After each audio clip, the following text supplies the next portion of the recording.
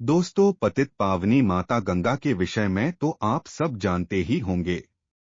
आज की वीडियो में हम आपको माता गंगा के अवतरण की कथा सुनाने जा रहे हैं कि आखिर पाप नाशिनी माता गंगा का इस धरा पर कैसे अवतरण हुआ।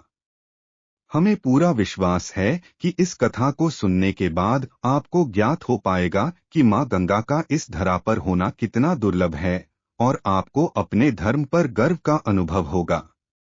मां गंगा के अवतरण की ये कथा सभी पापों का नाश करने वाली है, इसलिए कथा को पूरा जरूर सुनिएगा। आगे बढ़ने से पहले दोस्तों, अगर आप हमारे YouTube चैनल पर पहली बार आए हैं तो इसी प्रकार की अन्य धार्मिक जानकारी प्राप्त करने के लिए हमारे चैनल को आज ही सब्सक्राइब कर लीजिएगा। प्राचीन काल में सगर नाम के राजा हुए, जिनकी दो केशिनी तथा सुमति नामक रानियां थीं।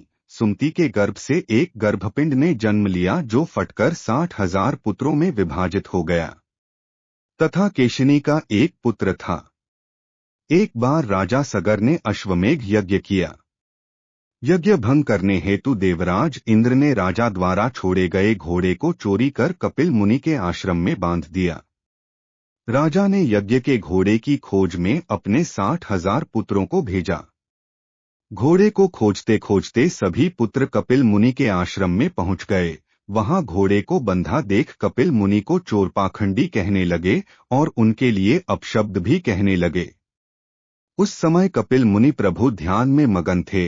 राजा के पुत्रों के कारण कपिल मुनि की समाधि टूट गई तथा राजा के सारे पुत्र कपिल मुनि की क्रोधाग्नि में जलकर भस्म हो गए। जब बहुत समय होने पर भी किसी पुत्र की कोई सूचना नहीं मिली तो पिता की आज्ञा पाकर अंशुमान अपने भाइयों को खोजता हुआ जब मुनि के आश्रम में पहुंचा, वहां उसे गरुड़ जी मिले, जिन्होंने संपूर्ण घटना स्वयं देखी और अंशुमान को उसके भाइयों के भस्म होने का सारा वृत्तांत कह सुनाया। गरुड़ जी ने अंशुमान को यह भी बताया कि यदि इनकी मुक्ति चाहते हो तो गंगाजी को स्वर्ग से धरती पर लाना होगा, परंतु पहले अपने पिता का यज्ञ पूर्ण कराओ, तदोपरांत देवी गंगा को पृथ्वी पर लाने का कार्य करो। देवी गंगा द्वारा ही तुम्हारे सभी भाइयों की आत्मा को मुक्ति मिल सकती है। अंशुमान ने घोड़े सहित यज्ञ मंडप में पहुंचकर राजा सगर से सब वृतांत कह सुनाया। महाराज सगर के बाद अंशुमान राजा बने, परंतु उन्हें अपने भाइयों के मुक्ति की चिंता बनी रही। कुछ समय के बाद अपने पुत्र दिलीप को राज्य का कार्यभार सौंपकर वे वन में चले गए तथा गंगाजी को स्वर्ग से पृथ्वी पर लाने के लिए तपस्या करने लगे और तपस्या में ही उनका शरीरांत भी हो गया। महाराज दिलीप ने भी अपने पुत्र भगीरथ को राज्यभार देकर स्वयं पिता के मार्ग का अनुसरण किया। उनका भी तपस्या में ही शरीरांत हुआ, परंतु वे भी गंगाजी को पृथ्वी पर न ला सके। महाराज दिलीप के बाद भगीरथ ने ब्रह्मा जी की घोर तपस्या की। अंत में 3 पीढ़ियों की इस तपस्या से प्रसन्न हो पितामह ब्रह्मा ने भगीरथ को दर्शन देकर वर मांगने को कहा। भगीरथ ने कहा, हे पितामह, मेरे 60,000 पूर्वज कपिल मुनि के शाप से भस्म हो गए हैं, उनकी मुक्ति के लिए आप गंगाजी को पृथ्वी पर भेजने की कृपा करें।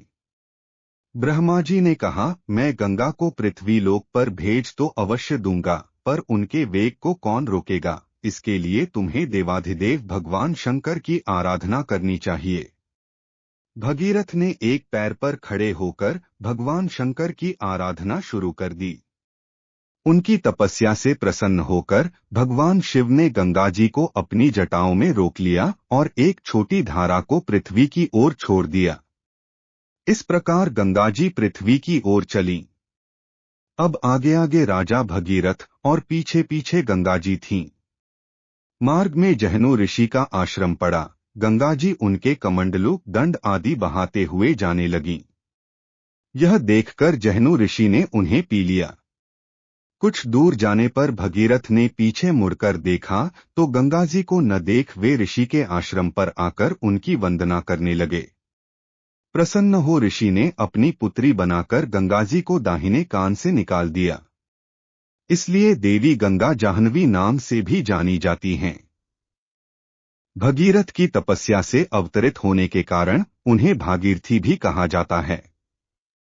इसके बाद भगवती गंगा मार्ग को शस्य श्यामल करते हुए कपिल मुनि के आश्रम में पहुंची, जहां भगीरथ के 60,000 पूर्वज भस्म की ढेरी बने पड़े थे।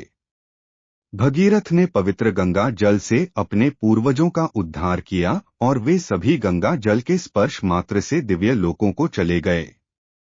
जिस दिन गंगा का पृथ्वी पर अवतरण हुआ उस दिन ज्येष्ठ महीने के शुक्ल पक्ष की दशमी तिथि थी, जिसे आज भी प्रत्येक वर्ष गंगा दशहरा के नाम से मनाया जाता है। दोस्तों, हमें आशा है कि वीडियो आपको पसंद आया होगा। अगर वीडियो अच्छा लगा हो तो लाइक और शेयर कर दीजिएगा और इसी प्रकार की अन्य धार्मिक कहानियों के लिए हमारे YouTube चैनल को सब्सक्राइब कर लीजिएगा। जय श्री राम।